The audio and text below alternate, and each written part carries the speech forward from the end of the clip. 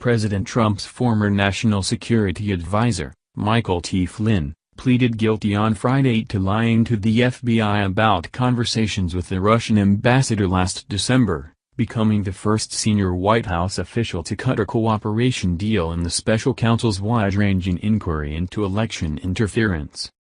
Mr. Flynn's discussions with Sergei Kislyak, the Russian ambassador, were part of a coordinated effort by Mr. Trump's aides to create foreign policy before they were in power, documents released as part of Mr. Flynn's plea agreement show. Their efforts undermined the existing policy of President Barack Obama and flouted a warning from a senior Obama administration official to stop meddling in foreign affairs before the inauguration. The documents do not disclose what Mr. Trump knew about Mr. Flynn's discussions. But in at least one instance, prosecutors say, Mr. Flynn was directed by a very senior member of the presidential transition team to discuss a United Nations resolution. Mr. Trump's lawyers believe that unnamed aide was Mr. Trump's son-in-law and close advisor, Jared Kushner, according to a lawyer briefed on the matter. The transition team was led by Vice President Mike Pence. Its top members included Mr. Kushner, Reince Priebus, Mr. Trump's first chief of staff, and Katie McFarland, who was Mr. Flynn's deputy and was later appointed to be the ambassador to Singapore. Mr. Flynn spoke to Ms. McFarland about another of his conversations with Mr. Kislyak, according to the lawyer. Mr. Flynn's decision to plead guilty to lying to investigators about those conversations marked a significant new phase in the investigation of the special counsel, Robert S. Mueller III, and a politically treacherous development for the president and his closest aides, whose activities in the West Wing are being scrutinized by FBI agents, lawmakers, federal prosecutors and the media. The admissions by Mr. Flynn have the potential to reshape the public's understanding of what the president's associates said and did in the days after Mr. Trump's unexpected election victory. And they suggest that prosecutors now have a cooperative source of information from inside the Oval Office during the administration's chaotic first weeks. Mr. Flynn's plea deal could deeply undercut the claims made in January by Mr. Trump and his aides that they were misled by Mr. Flynn about his discussion with Russians regarding sanctions imposed on Moscow by the Obama administration over the election interference. In fact, the documents say multiple members of the team coordinated the specifics of Mr. Flynn's outreach to Russia and knew that the conversations were about sanctions. Mr. Flynn's agreement also provided new context for Mr. Trump's efforts to get FBI officials to back off their investigation of Mr. Flynn. James B. Comey, the former FBI director, has said that the president asked him to shut down the investigation one day after Mr. Flynn was fired in February. "I hope you can let this go," the president said, according to congressional testimony by Mr. Comey. The information provided by Mr. Flynn, who promised to provide prosecutors with information on any and all matters, suggests one possible motivation for the president's efforts to shut down the Flynn investigation, to avoid revealing the deep involvement of his top transition officials in Mr. Flynn's discussions with Mr. Kislyak. In May, the president fired Mr. Comey as well and said the Russia investigation was on his mind at the time. Mr. Mueller is investigating whether Mr. Trump's firings of Mr. Comey or Mr. Flynn amount to obstruction of justice. Mr. Trump made no public comments on Friday, though Mr. Flynn's plea provided an awkward backdrop for a closed-door holiday reception for members of the press corps at the White House.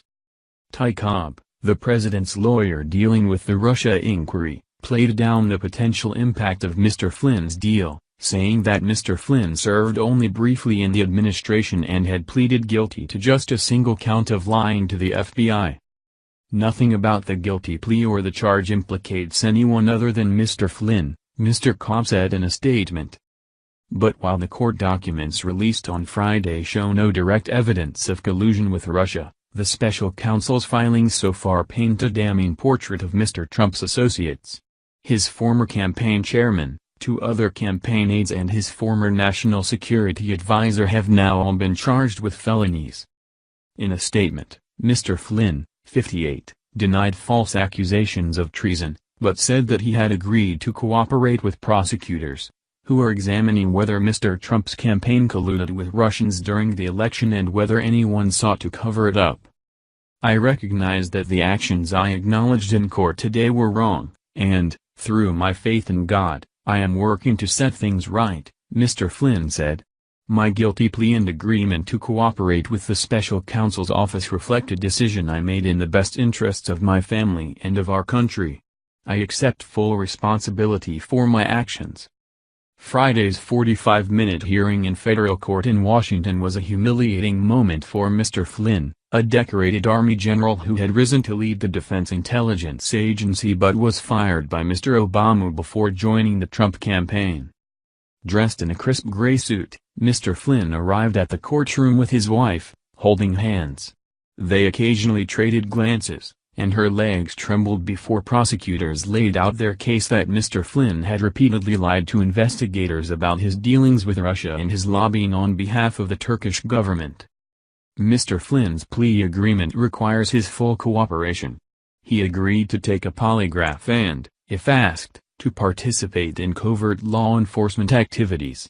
Such undercover activities are unlikely, however, since the plea agreement was filed publicly. Prosecutors said they would delay Mr. Flynn's sentencing, a sign that their investigation was not over and that they had not exhausted Mr. Flynn's cooperation. Lying to the FBI carries a penalty of up to 5 years in prison, but court documents indicate Mr. Flynn faces a likely sentence of 0 to 6 months in prison. Because he pleaded guilty to lying, Mr. Flynn hurt his credibility as a witness if he ever offered evidence against someone else at trial. But Mr. Flynn's cooperation could still be valuable in guiding Mr. Mueller's understanding of the campaign's contacts with Russia, even if he cannot directly implicate anyone in a crime. According to prosecutors, on December 22, Mr. Flynn discussed with Mr. Kislyak an upcoming United Nations Security Council vote on whether to condemn Israel's building of settlements. At the time, the Obama administration was preparing to allow a Security Council vote on the matter. Mr. Mueller's investigators have learned through witnesses and documents that Prime Minister Benjamin Netanyahu of Israel asked the Trump transition team to lobby other countries to help Israel, according to 2 people briefed on the inquiry. Investigators have learned that Mr. Flynn and Mr. Kushner took the lead in those efforts.